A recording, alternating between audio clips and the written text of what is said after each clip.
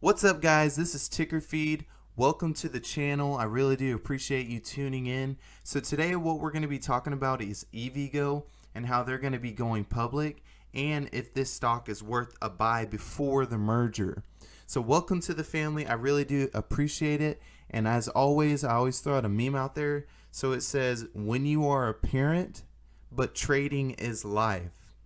So I thought this was pretty funny because currently I don't have a child yet. Our child is on its way, so super pumped, super excited, and I can kind of picture myself looking like this picture. So I thought it was pretty funny. But anyways, yeah, we're going to be talking about EVGO. Super excited. So let's go ahead and get started. So for those that don't know about EVGO, I'm just going to read this little snip right here. So it says, EVGO is the nation's largest public fast charging network for electric vehicles, and the first to be powered by 100% renewable energy, with more than 800 fast charging locations in more than 67 metropolitan areas across 34 states. EVGO owns and operates the greatest number of public fast charging locations in the U.S. and serves more than 220,000 customers. So just like EVGO, you've got EVGO, EV Box, you've got ChargePoint. So you've got these charging stations, which I think in the long run will be a really smart investment, at least in my thought process, versus the electrical vehicles. I think both are good. So having both, I mean, that might be a positive on either side. So the way I look at it, it's a win-win. So so on this link, I wanted to show you just something real quick. So and then we'll kind of continue to break down if and why you should buy EVGO. So it says EVGO's new How to Succeed with Fleet Electrification Guide forms a roadmap to help all types of fleet managers initiate the transition to an electric fleet. So for fleet managers looking to take advantage of the economic and environment benefits of electrification, it can be difficult to know where to start. So I thought that was kind of interesting. I saw the website, I saw the link, and so I wanted to mention this. So they are trying to help out fleet managers when it comes to charging stations, have a guide on how to do it and what the benefits are. So I thought that was kind of cool, nice little perk. But let's continue to look through the other website. So CLII SPAC and EVGO announced their merger agreement on January 22nd, and they aim to close that transaction by the end of June 2021. So you've got a little bit of time to think about it, to make that decision, and so I kind of like that. Kind of gives you an opportunity. Now, the blank check company raised $230 million on September 2020 at the IPO. It has raised an additional $400 million through the PIPE transactions, which drew institutional investors like BlackRock, right? That's a huge company. PIMCO, Wellington Management. Okay, so EVGO is set to receive $575 million in net cash to spend toward expanding its charging network to be able to serve more customers. So I've already mentioned how many customers they have, over 220,000. Okay, so that's what I like. So now that they've raised an additional $400 million, this is only going to be able to give them an opportunity to expand more and more. Now it says that CLII SPAC stock symbol will change to EVGO after the merger is completed. Investors holding those shares of the blank check company will own about 9% of the combined company. PIPE investors will own 17%, and existing EVGO investors will own 74%. Now this is kind of interesting, and this is kind of what I liked, and this is exactly why I wanted to talk about this link here. So it says EVGO versus ChargePoint. I can tell you right now, I own both, and so I own CLII, but I also own ChargePoint. I actually bought it before the merger, and so I've had it for a while.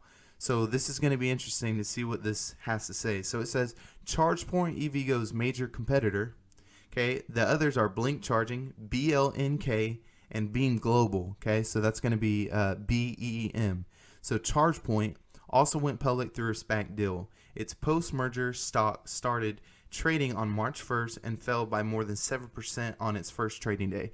It's kind of interesting because on the chart itself, if you look through these past couple of months, it was floating around $37, and then once the market decided to have a correction, currently charge points at $30.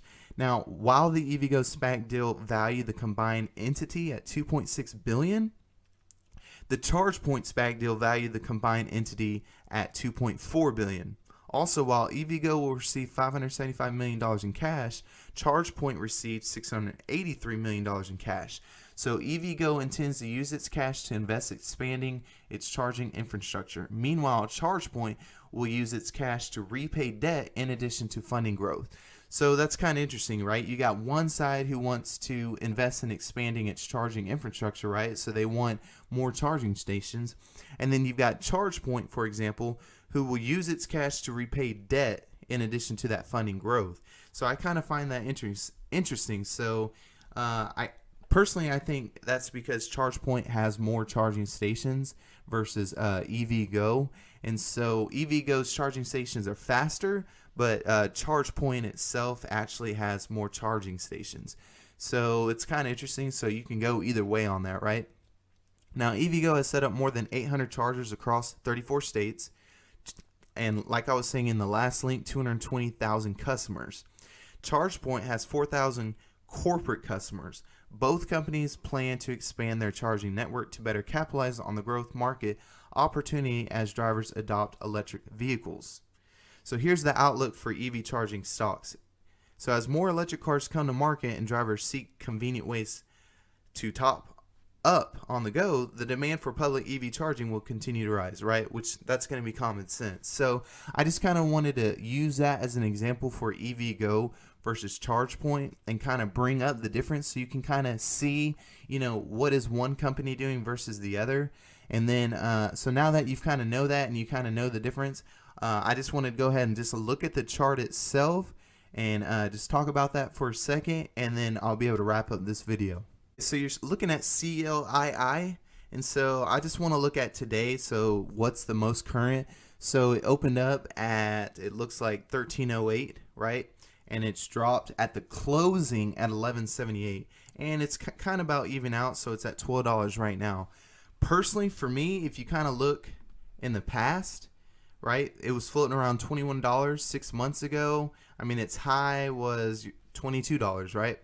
52-week high was $24.34. So personally, for me, first of all, if you own this company, great. I think that's awesome. This is an opportunity for you to be able to average down. For those that haven't bought it, I think this is an opportunity to get ahead and take advantage of the correction of the market. And so either way, to me, it's a win-win. So anybody that owns it or anybody that is thinking about buying it and wants to just get into the charging station or the electrical vehicle EV world, this is one sector of it, right? Because you've got the electrical cars, right? So you got NIO, Tesla as examples.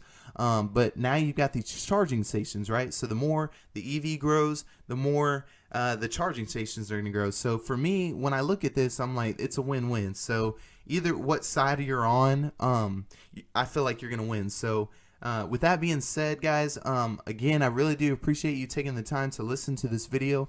As always, I'll continue to pump out as many as I can every single day. I really do enjoy this. This is a huge passion, and I'm really obsessed with it. So it makes it real easy for me. Comment down below if you own this stock or if you're thinking of buying it. And if not, just let me know what you think overall. Again, I really do appreciate it. And we'll just take it from here.